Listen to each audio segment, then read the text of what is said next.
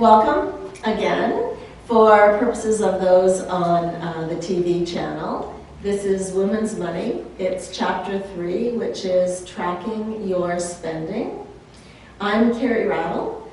I'm CEO and founder of Behavioral Sense, and I'm a money coach for professional women. I'm also very pleased to be a mentor for Women's Money, the organization that provides this financial literacy service.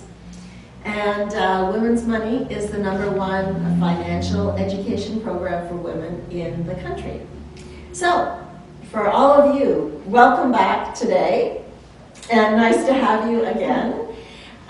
Just as a reminder, the first hour or so, the lesson will be a little shorter tonight. The first hour lesson will be on TV. But the second hour will be private if anyone wants to talk about anything personally. So we can get started. And I'm glad Olga is here because last week was a fun breakthrough. Yeah. It was really neat, and it's almost like you and I had planned it, right, in advance. It was like that. So just as a reminder of what we did last week, we talked about goals. We talked about getting dreams out of your head and into a plan, which is what a goal is, on paper, and then devising a plan on how to achieve that goal. And we started with the formula SMART and SMARTer. So SMART stands for specific. So you want to buy a car.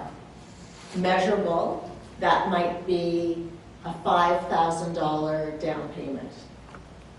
And then, is it achievable and realistic?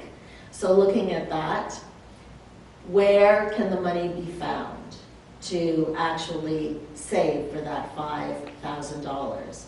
And within a spending plan, is $5,000 a lot, or is it a little? Then the T in SMART is for timely. So how many years or months do you want to spend on actually saving for that? And then the SMARTer is once you've tested your goal for a couple of months and tried to put money aside, are you doing it faster? Are you doing it more slowly? And so then you evaluate and readjust. So you can up it or lower it. So the goal is yours, and the goal is usually not fixed. You can take as much time as you want to. And Olga, we started talking about your bathroom. Right. Yes, and how it was realistic for you to be able to actually cancel your landline. And that was a nice little chunk that could start you towards savings right away. That was fun. How did you feel about that when you actually went home? It was great. It was like, releasing my anxiety about it. Yeah. Oh, It's good. It's kind of, it's like having a bit more control. Exactly. You find something you can do, it's going to help you, and then it almost, I don't know about you, but it gives you momentum sometimes. Exactly. Yeah, that's good. I'm glad. You're closer to that bathroom, right? Yes. And maybe when we go through this and the next few lessons, you're going to be even closer. Absolutely, yes. That's great. I'm pleased. I'm so glad that worked out. So we're going to talk about tracking your spending. And here's why. I've got 5 different reasons why tracking your spending can be so powerful. And I know for most people, they would rather go through a root canal than track their spending. It's like, do I really have to do this? But sometimes people don't even really ever try it. It just sounds like one of those yucky things you never want to do.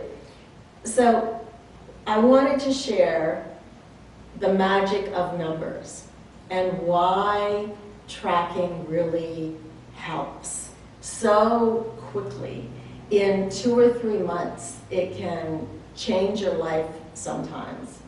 So I've got 5 reasons for tracking, and let's talk through those just a bit. The first one is autopilot expenditures. A couple of things happen. Sometimes there are autopilot expenditures like getting a coffee every morning, right? And you don't even think about it because it's your routine. You go to work, you go to the little coffee shop next door, pick up your coffee, go to your desk. And so you can probably do it when you're half asleep, which is probably how most of us drive to work, half asleep. So there are autopilot things like that. What also happens is that as you go through life, you make purchase decisions, and at the time, you might even think through the purchase decision. So you might say, gee, I think I'm going to spend money on this because I really value it and it makes sense to me. So then for the next 20 years, you're spending money on something regularly. And I'll use magazines as a small example. So when you were 30, you decide, gee, I'm going to get subscriptions to these magazines. And so you spend $30 a year, $40 a year on magazines or something else, and then you just realize for the last 10 years you haven't been reading them, and it's only $30 a year, but it's an autopilot expense. And we all have them if we don't look at our bank accounts. Things we sort of say, oh yeah, that's right, I'm still paying for that, and I've been meaning to cancel it. So every once in a while, it's kind of good to look at your spending and sort of say, hey, you know, what do I want to cancel? We all have one of those. Life gets really busy, so there's no embarrassment here. And when you find it, cancel it, right? And yeah, it's only $30 a year, but that's one small autopilot thing. If you have 3 or 4 of them, I can't tell you how many clients I have who say, you know, I've been meaning to cancel that gym membership. And for some of them, it's $200 a month. So $2,400 a year, and they haven't gone to the gym for 3 years, which again is like a small bathroom. A small bathroom renovation, right? So it just happens because life's too busy. So the first reason tracking is good is because we have expenses on autopilot. The second reason is because most people, especially now that things are automated, our bank statements, our credit card statements, most people don't review them. You get home, some people open their mail every day, some people don't even open their mail until the end of the week. And it's sort of sorting, okay, bank statement, file it, yeah, I'll look at it, but then you never get to it because life gets too busy. Or if you get them online, then you get a little push from your bank, and okay, statement's ready, great, fine, all I want to know is how much I owe, and then people never look at them. So again, every once in a while you've got expenses on there that you're not really looking at. And I'll give you an example because this one is so common with my clients in New York City. Professional women who will sit down with me and we'll look at bank statements for the first time because we want to start tracking money. And so we'll look at a statement and they'll say something like, oh my gosh, I had no idea I spent so much on taxis. Right? Because again, sometimes it becomes a bit of a habit. You take a taxi once because it's raining, and then, okay, you're in a rush, so you take a taxi again, so it becomes a habit as opposed to taking the subway. So the difference is $10 versus $2.50 every time you do it, right? So if you take a taxi 3 times a week, that's $24, $25 more than you used to because it's become autopilot. The third one is when you start tracking and writing things down and you look at your statements and you look at your credit cards and you look at your receipts from cash, you start teaching yourself about your expenses naturally. So perhaps someone would say to you, gee, what do you spend on utilities?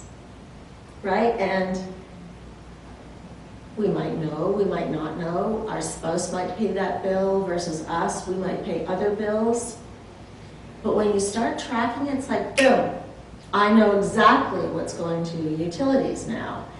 And knowing what goes to utilities all by itself doesn't matter. But what I help people do, and hopefully the class as well, is if you create 3 buckets. So the first bucket is regular expenses. So rent or mortgage happens every month like clockwork, right? If you have a car loan every month, so you have to eat every month, all of those things. So if you know what that bucket is, let's say it's $3,000, then you know when your paychecks come in, $3,000 goes to that. And yes, your groceries go up and down a bit, but it gives you just a good, simple bucket to think about. The second bucket is periodic expenses. So what I mean by periodic expenses are things like haircuts. So some people might get their haircut every month, but most people don't. If it's every 3 months, then it's not in your regular bucket every month, but you know it comes up every so often.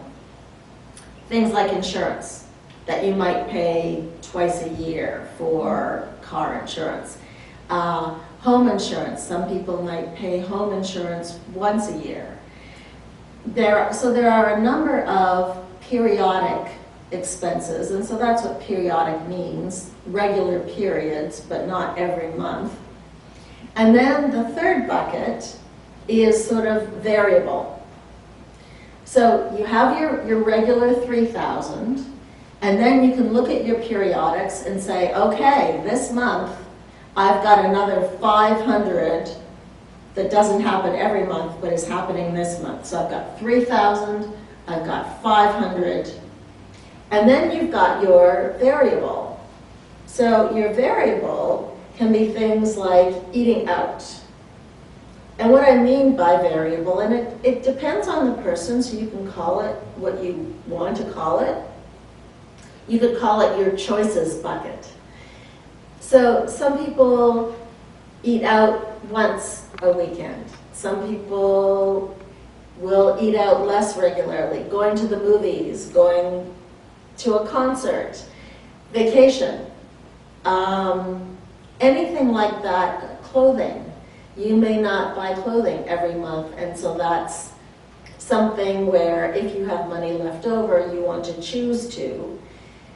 Or if you're going to be tight on your regular expenses, then your variable expenses budget, you can decrease if you wish.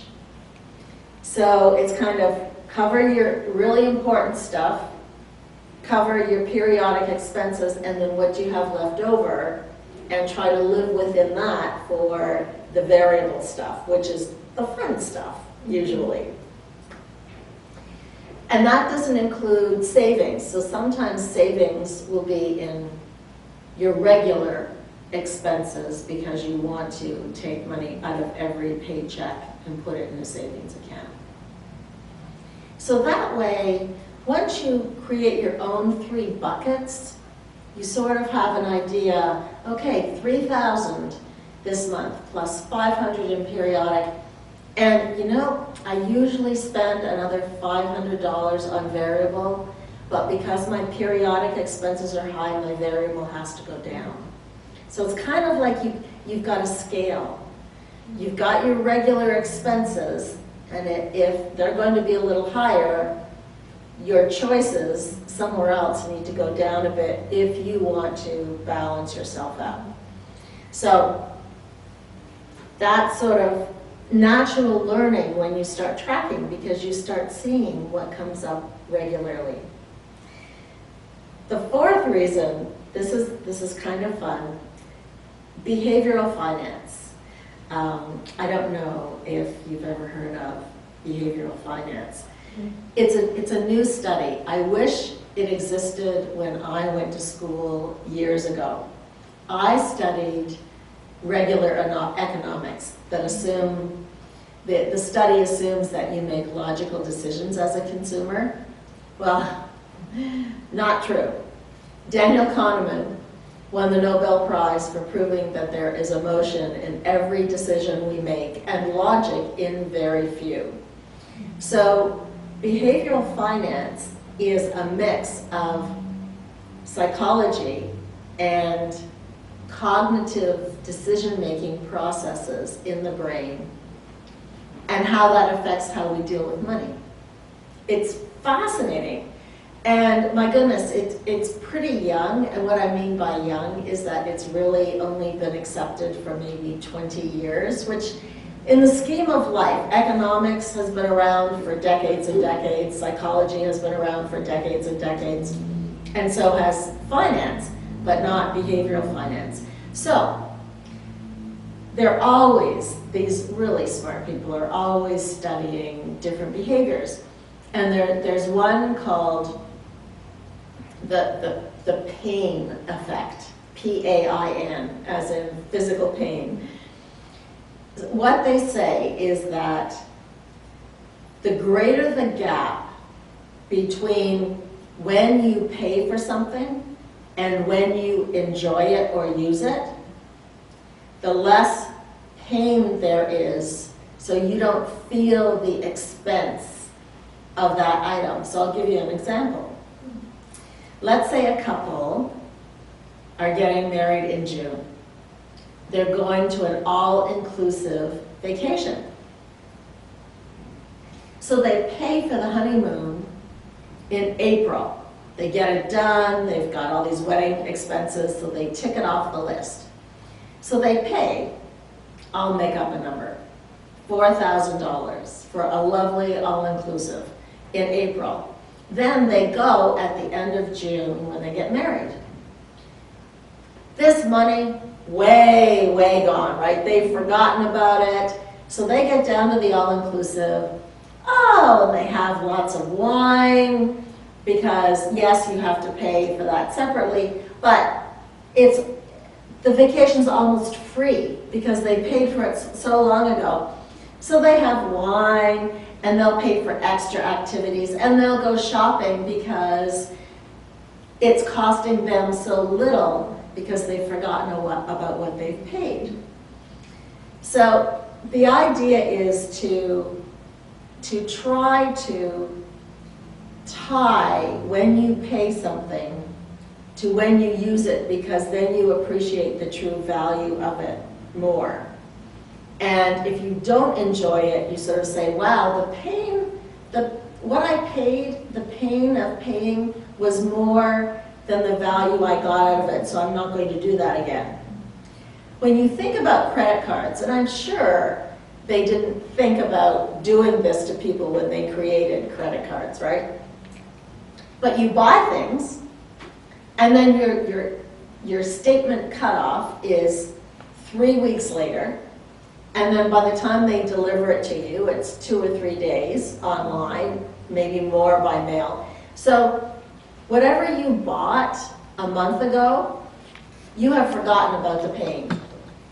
And so all this money poured out, and you've sort of forgotten where it's gone, and you haven't tied it to what you have and what you're using. So the idea behind tracking is that, again, when you go back to your statements and you sort of think through everything and look at where all your money is going, then you can sort of say, oh yeah, that's right. This year We spent $4,000 on that vacation, but hold it. That was $4,000 for the all-inclusive. Then we had flights. Then, wow, look at all the different credit card bills we had when we were down there. So in reality, you know what? That trip cost us $5,000. We were thinking $4,000 because that's what we paid way back then, but wow. Versus a couple who decide to go to that same place, only they pay for it the same month they go to the all-inclusive. It's very close to them, and so they appreciate what they've already forked out, and so they're likely to spend less. And then a couple where they don't go to an all-inclusive, and they actually show up, they've just paid for flights, they've just paid for hotel, but now they're signing a receipt every night, paying for dinner, whether it's charging the hotel or charging a credit card. When they go to the bar, they're signing a receipt. So it's a little closer to them, and they may be more aware of what they're spending. Interesting, right? It is, it really is. Yeah, yeah. It's scary to think that. It's true, and you usually pay for your vacation ahead of time because they Yes. want the money. Yes, Half of it, you know, whatever, halfway through the time that you're gonna take the trip, and the rest, you know, as you get closer to Yes. the trip. So, it's true. It's so true. yeah.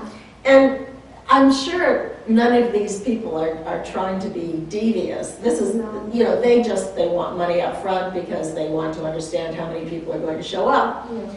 It's just how that behavior affects how we deal with our own money. It's really interesting.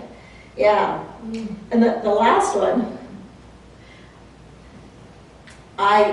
when I go through projections with my clients, so I help them project a year cash flow, just to kind of see, gee, where is all the money going, right?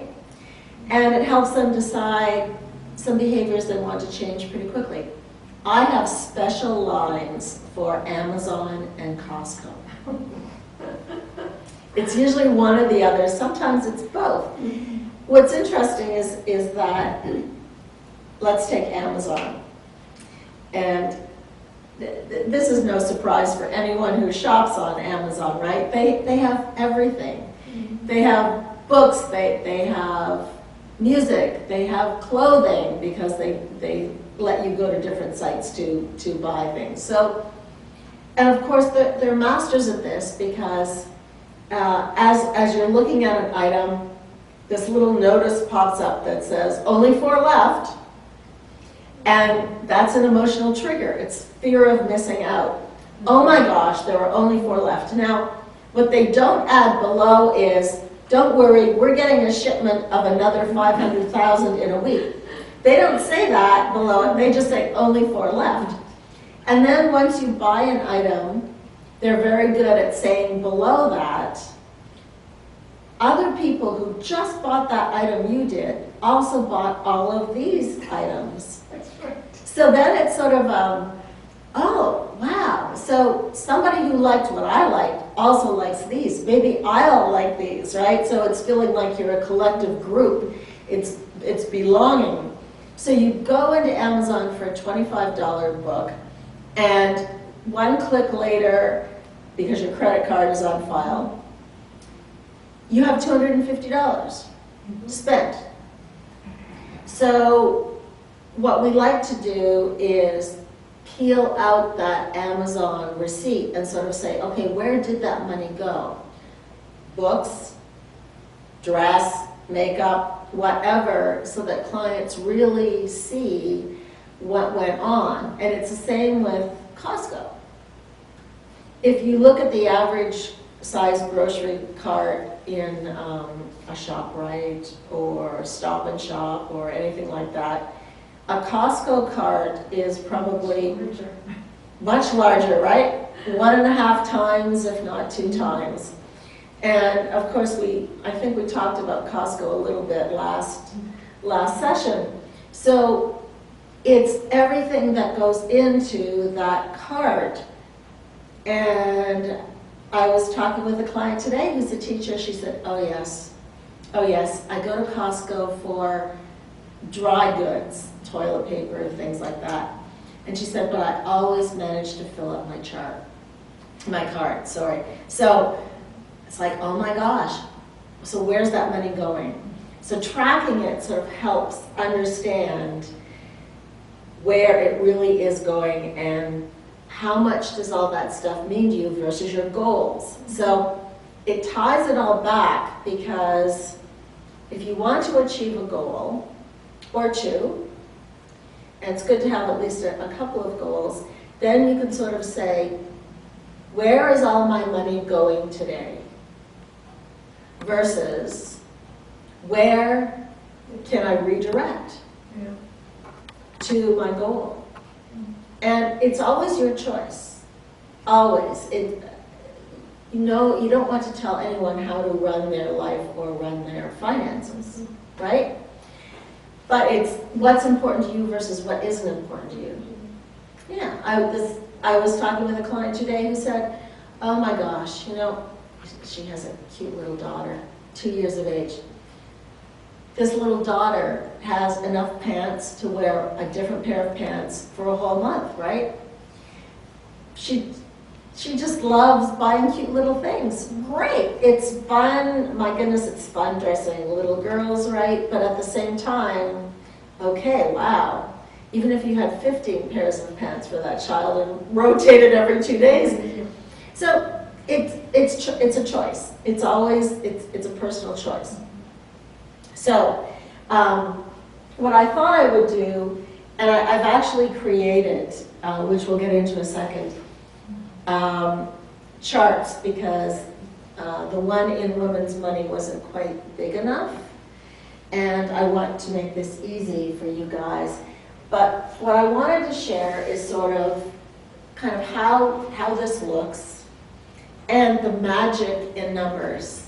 I know I sound kind of geeky because I love to talk about numbers, but there are things you see once you start tracking that help you understand how you live your life and how you make decisions and how you can redirect your cash. So I just kind of made this up. There are just a couple of simple things in here. So let's say in 1 week, and I made it very, very short, but of course lots of people have a ton of expenses, right? So we've got groceries, Wednesday, $25, Saturday is sort of the big shop, right? Yeah, and that might be for a family of 4 or so. It depends. It depends if you eat organic food. It depends on where you like to shop. All those things, right? But that's some around the range of 3 or 4 in the New York area. Then drugstore, Thursday, $50 here. Rent, of course, is only once a month. So, and that's a regular expense. Groceries are a regular expense. The drugstore usually isn't a regular expense. So we'll call this R, we'll call this R. We'll call drugstore variable.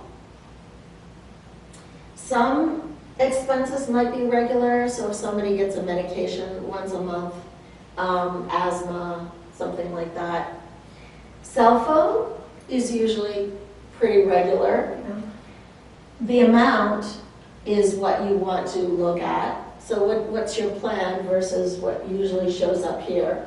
It's hard to when you have kids, because if kids are using the phone and all of a sudden they decide to use a lot of data, talk long distance.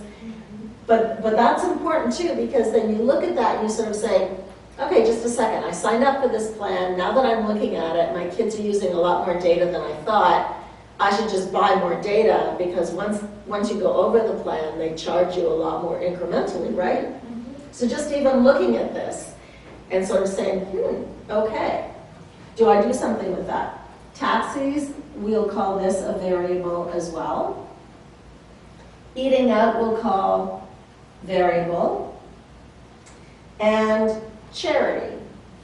that depends. For some people, it would be regular. If right, they want to give to their church or their synagogue every week. For others, it's variable because they do it when they can. So you could make this whatever you want to, because everyone has their own life. And so you put it in the bucket that makes sense for you. So that's the first thing. So in the bucket, for regular expenses, we would have $325 in groceries. We would have rent, $1,500. Cell phone, $200. And let's put charity in regular.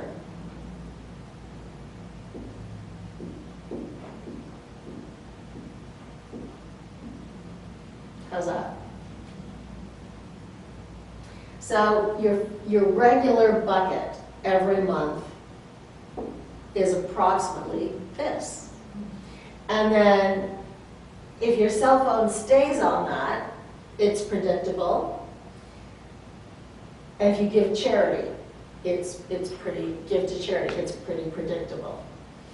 Now, if your kids go wild on the cell phone, then you're going to throw off your regular, and you might have to find it from your variable. So the variable, drugstore, $50, and then taxis, $15, $30, $45. Eating out, $50.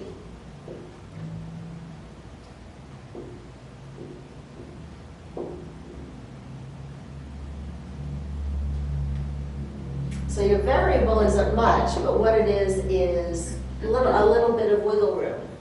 So if your kids went over the data and you had to pay a bit more, you can take it out of some of this in theory, right? Now, in theory, if the kids are racking up the data while you're also taking taxis, that's gone. But eating out, you might get to the Friday and say, wow, okay, maybe we don't eat out this week, and trade it off. So those are kind of two buckets. Here's the other magic that sometimes you see. So when somebody sits down, every Wednesday, they spend another $25 at the grocery store. So it's kind of, okay, so tell me about this. Way back when, they used to celebrate sort of what we refer to as hump day, right? It's like, yay, we're halfway through the week, thank goodness. It became a habit. So, okay, if you've got a goal, and I don't know if this, the red is a little pale. I'll use the blue. Let's say your goal is to save $100 a month. But so far, you haven't been able to save anything. So they've always done this. And when they go in to buy one of those prepared roasted chickens that always looks so yummy, right? When you're starving after a long day of work, and they're just sitting there nice and brown. So the chickens are maybe $7 or $8, something like that, right? So what's with the 25? So even though they have full groceries, they would go in and they would buy some impulse things. So you just ask them, is that still important to you? Well, actually, my husband works from home now. I never thought about it. He can do the cooking. We did this when we both worked, so it was sort of a hump day celebration. You know, we don't really need to do that, and we're not quite sure what we were buying beyond the chicken. So that's a potential, wow, okay. So groceries,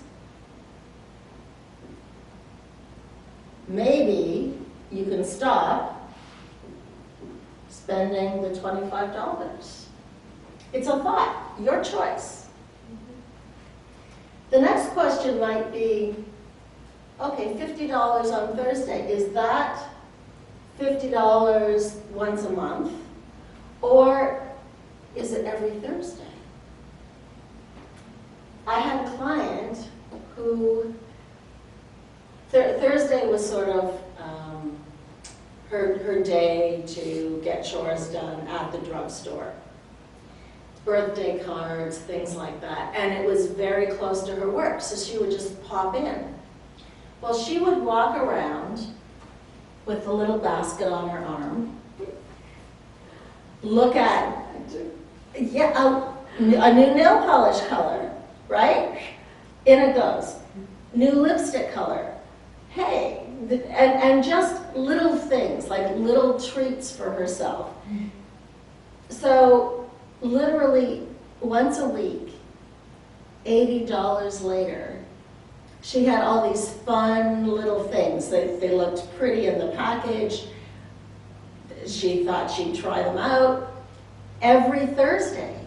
So that's a lot of money, right? $320 a month on stuff that sort of went into a bathroom drawer.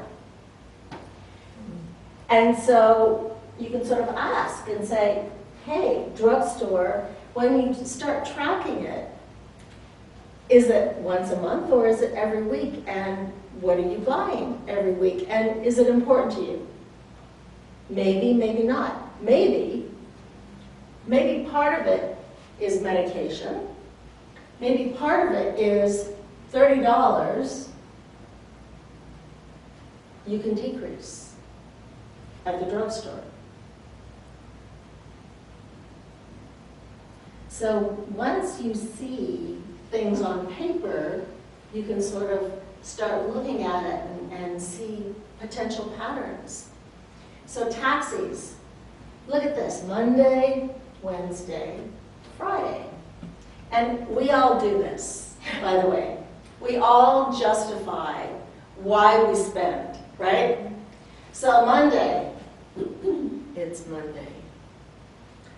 I was up late last night on Sunday. I'm really tired. It's going to be a long week. I'm going to take a taxi to work instead of the bus or the subway or whatever, right? Okay. It's halfway through the week. It's a long week. I'm going to take a cab home again. Friday, end of the week, man. I am out of here. Yes. I'm going to take a cab. I'm looking forward to the weekend. So we all do this with something, right? Clothing, makeup, vacations, we all justify. The problem is, sometimes if you start looking at your spending, it's Monday again. Taxi again, right? So all of a sudden, a new autopilot, a new autopilot habit comes into your brain, and you start taking a taxi every Monday because it's the beginning of the week. And you start taking a taxi on Friday because it's the end of the week. So if you just sort of realize this, and honestly, it's so natural, lots of people don't realize it. It happens, and it becomes a new habit of spending. So even if you say to yourself, hey, I deserve the $15 on a Friday, or the Monday, can you save $15? Can you save $30? Because you catch yourself, right? Mm-hmm.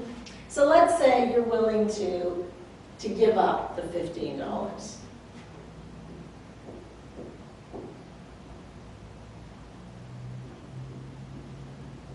So already, without breaking a sweat, you can sort of see the patterns here and say to yourself, wow, okay, so I spent $50 eating out. What would I rather do? I'm already up to, I have a goal of 100.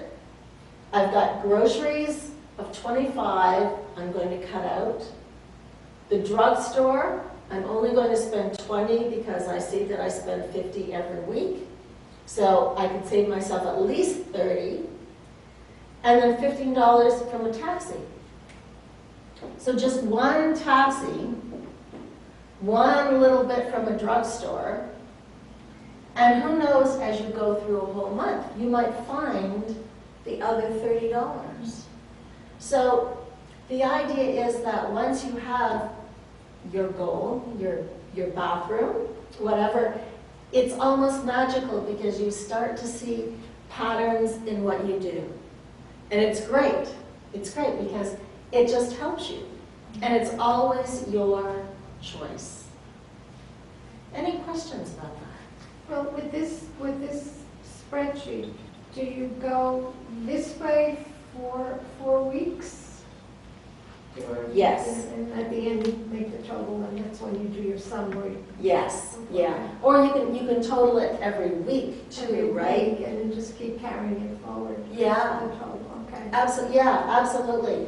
Whatever works for you. Sometimes totaling it every week helps because some weeks might be much more expensive than others. Like the first of the month, you've got your mortgage in there or your rent.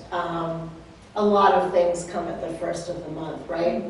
And then, so yeah, sometimes it's useful totaling by week or by month. It just depends on how typical your behaviors are.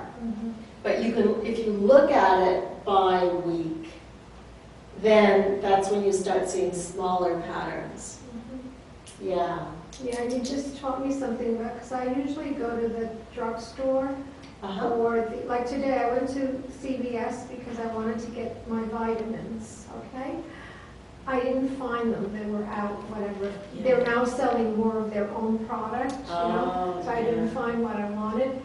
And while I was there, I just went from row to row, and I ended up spending money. Yes. And it's funny, I said to the cashier, I said, I came here for vitamins, and look what I got. Yep. So, yeah, I have to stop. And it's really tough. It is. So, and I can't stand here as a money coach, somebody who's worked in financial services for 30 years, and say that I'm perfect. I'm not, right? So it's really interesting how my husband and I go grocery shopping. My husband considers food shopping an adventure. He's a real foodie. He loves, thank goodness, he loves to cook. I do not. I cook, but I do not love to. So he will go up and down every aisle. Wow, let's see what's new. Me? I write down the grocery list in order of aisle. Oh, that's good. And I don't go down some aisles. I will not go down the treat aisle because I confessed before, you can never get between me and chocolate. So I will not, I just don't go down it because that way I don't see what I'm missing, right? I just blow by it. So I only go down the rows I need to because it's efficient. I stick to a spending plan and I'm not tempted. I'm not tempted with goodies. I'm not tempted with anything else. And you can always tell when I've been shopping too much and my husband hasn't, because he'll break away and he'll say, I'm doing the shopping this week, and he'll come home with 5 cheeses. It's a thing. He loves his cheeses, right? And it's like, okay, there are only 2 of us at home. It'll take 2 weeks to eat these cheeses. And if they weren't blue when he bought them, they'll be blue cheese when they're done. But I restrict his freedom. So, you know, and I think I shared this in another class too. And so you have to be aware of what your spouse does too, and how they spend and how it's important to them. So anyway, yeah, drugstore. And something else that tempts you, CVS gives you 30% off up to $99, right? Which is wonderful. And the more you use that coupon, the more they send them to you. Yeah. So they're a genius at it.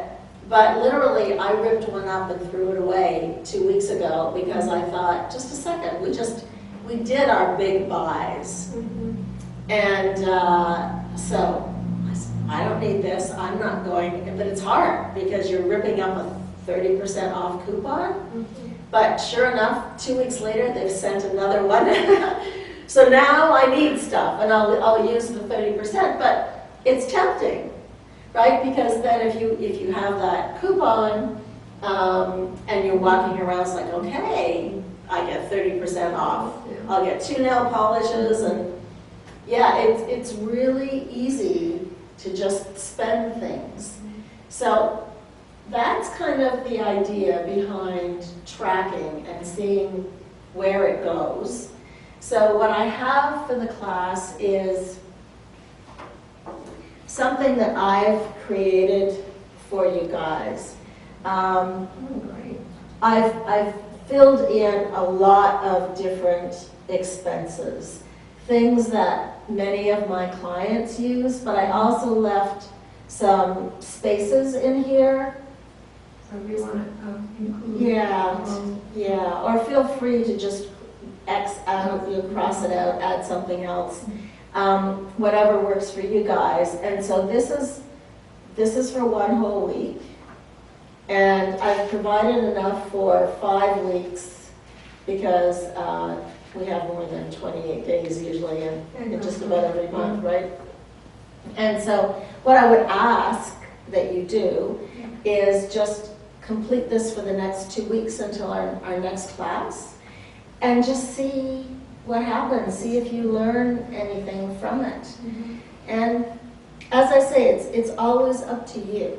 If you choose not to change the way you spend, that's okay too. Then you choose not to achieve a goal. And it's your life, so it's always up to you. You own your own finances, but the magic of numbers, I just love the stories that sometimes the numbers tell. And it just helps you. And I'm just thinking, do you suggest that one goes shopping for the month or for the week? Because I go into the supermarket all the time. Yeah. I'm one of those shoppers, like the drugstore, the supermarket, I go there like maybe daily. And I think maybe I might be spending more money by doing that than making a list and buying everything I need. And then, I think that would be better for me. And it depends on what's important to you. I know with some people, buying fresh is important, right? Yeah, that's my thing, yeah. And because when you buy a lot of vegetables, inevitably one gets squished at the bottom, and by the time you get to it, it's juice. So I can understand why not buying everything fresh for the week on a Saturday, that may not work for some people. But what you might want to do is have the list of everything else, meat, boxed goods, things like that, but then also know when you go in daily what you only need. Exactly. Yeah, and just go on a tangent and get something else. Exactly. Yeah. Yeah. If shopping is an adventure for you and it's pleasurable, then you don't want to deny yourself that, but you just want to be clear on what you really need and what you came in for. Yeah, so maybe on the Saturday, you go up and down every aisle and kind of see what's new, what's interesting. But maybe if you go in almost every day to get fresh, you literally just go to the vegetables and check out. Yeah, yeah. So but it's good, right? Because then you have just become aware of your behaviors, and now that you're thinking about it, you will just start thinking about it and changing naturally. Yeah. Yeah, but this is good for me. That's good. It is. It's there is magic in numbers. That's all I can say. There is. Yeah. Okay, so we're going to finish the lesson part of this class, and thank you very much for joining us. Thank you to Ossining Library and Greater Ossining TV for shooting this. I really appreciate it. And the Ossining Library for the space. These guys are wonderful here. It's a beautiful new library. And so that's the end of it, and thank you so much, and we will see you 2 weeks for Chapter 4. Thank you.